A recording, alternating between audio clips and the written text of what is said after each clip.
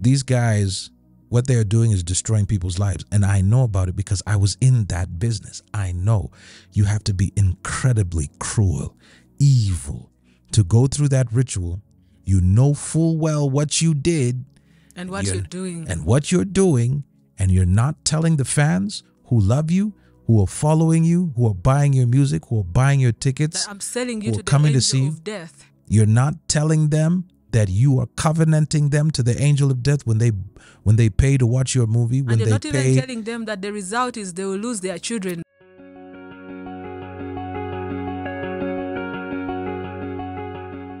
When I first had that first trip to the world of the dead, I met with the angel of death, and the angel of death mentioned that he had entered into a covenant with Michael Jackson, and they even had to make him have the surgery. And if you see in his videos, he's dancing with skeletons. In Thriller, he's dancing with skeletons. The Thriller video. Then in the song Annie, Are You Okay? He's talking about a lady that was murdered in cold blood, and he's dancing and he's narrating how he witnessed the murder of a lady called Annie. And people are just dancing, but they don't understand. And you would see in his concerts, people would die. There is another one, Travis Scott. Right, Travis Scott. Yes. Yeah. When he was performing at the Astroworld concert. Yes. Yes, and there was actually an angel of death there. Well, it looked like some kind of a bird that was on fire. Yes. But obviously, the angel of death. And if you look at the stage, the stage looked like a complete portal. They were saying, "Welcome to hell," and all the spiritually blind had gathered. Yes. And of course, and you see what happened? The spirit of darkness had to take some. Yes, and he did that now for some few, but again, it continues. If they don't go back and pray and cancel and close that door that has been opened, I'm going to talk about the doors that the people open to the soul for the devils to access their souls and bodies. Welcome again, and thank you for being here. I think this is an eye-opener for a lot of people who may not have been aware. I know when I was younger, I was not aware that these musicians, they literally make contracts in the kingdom of darkness. There's certain things that we may have heard of, we may have dismissed, like this. There was this group called Color Me Bad. If you remember that group from years ago, and they made music, and they also admitted that they had enchanted stuff on that music to cause young girls to become promiscuous and fornicate. So we are so unaware that the life that we live, the world in which we live, is a very spiritual place. Nothing is just as it is without a reason. Imagine even the music, well, especially the music that you listen to. And you think that these musicians are there to love up on you and to entertain you, while they are signing contracts with your blood, literally with your blood, and leading you to the paths of destruction. While you are faithful to them and you purchase their music and you go to their concerts and you scream at the top of your lungs as they perform, unaware that they are performing rituals to bring you down into the pits of hell, to destroy your souls, to destroy your lives.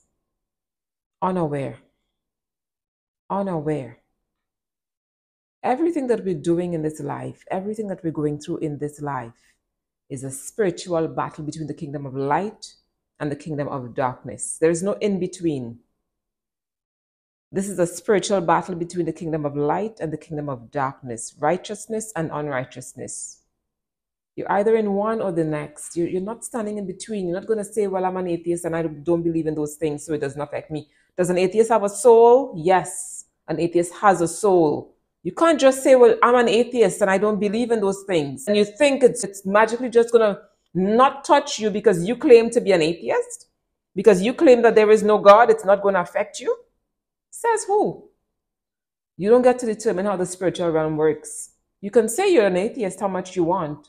They pretty much laugh at you. And they probably are so disgusted with the thought of people saying that there is no God. They are so disgusted, even even they who are full of wickedness and darkness find it absolutely absurd when people say that there is no God. When everything that we're dealing with in this world is either of God or of Satan, and there is no in between. Now, let me explain. There is the eye gate, the ear gate, and the mouth gate. During entertainment, those stages, they are designed in a way that rituals have to be performed. It's not just entertainment. They are making rituals on those stages. Now, when they are making rituals, these people are viewing with their eyes, and the eyes are doors to the soul. And now they are also casting spells in their lines as they sing. They are casting spells in their music. And we know music is a means of transport for the spirits. Just like even when we praise and worship, we can transport God through praise and worship. So now they are singing and people are hearing, they are listening to the song, and the beat is also working with their emotions. So they are dancing. Now, these musicians are so careful to tell them to repeat some words after them. They even pour the microphone towards them so that they can say these words. And when they say these words, they are making declarations upon their lives. And when they make these declarations, it's going to happen. By the time they're getting out of the concert, they're empty. You see a person walking, but he's an empty being. They have sucked everything from him, and now he's useless. It's as good as a dead walking person. So in most cases, it's not even about them killing you on spot. It's just a matter of time. They have sucked everything out of you. You enter into depression, drink yourself to death. Or you end up now, a spirit of lust has entered you as you're singing and confessing. Spirit of lust has entered you. You sleep around, get HIV, and die prematurely. They send so much. Families break in those concerts. So they're doing their rituals on the stage. And many of the times, most of the times, the unsuspecting fans are screaming out their names and just willingly participating, willingly selling their souls, giving their souls over on a platter to these artists who are carrying out the bidding of their father, the devil, out here to destroy human souls. You remember that Travis concert that people went to and lost their lives? You think it was just by chance? You think it was just by chance? Didn't you see the altar that was lifted up called a stage, and people thought that that was just for props and decoration, and that was just part of the theme? Yeah, the theme, but which theme?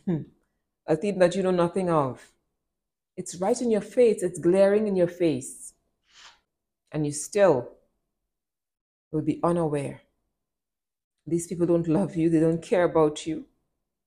Their main and number one concern is to carry out the bidding of the one who's paying their checks. And those checks come with human blood and human souls. Many families are broken in those concerts. And now, apart from that, many people get sicknesses because a person is singing, "You give me heart attack.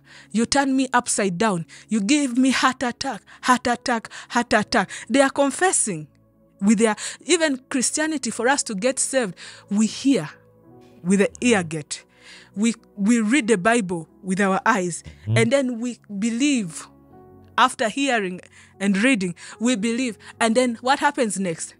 We confess. And what happens after confessing? We inherit the kingdom.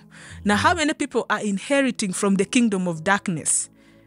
Because of ignorance, they are there, they are making confessions, they are singing about death. You know, they are fainting, they are worshiping the devil, and they have no idea that they are worshiping the devil. They have no idea of the things they are inviting in their lives. A person just gets stroke. This person was healthy. He went to a concert and Simba devoured him, but he did not get stroke immediately.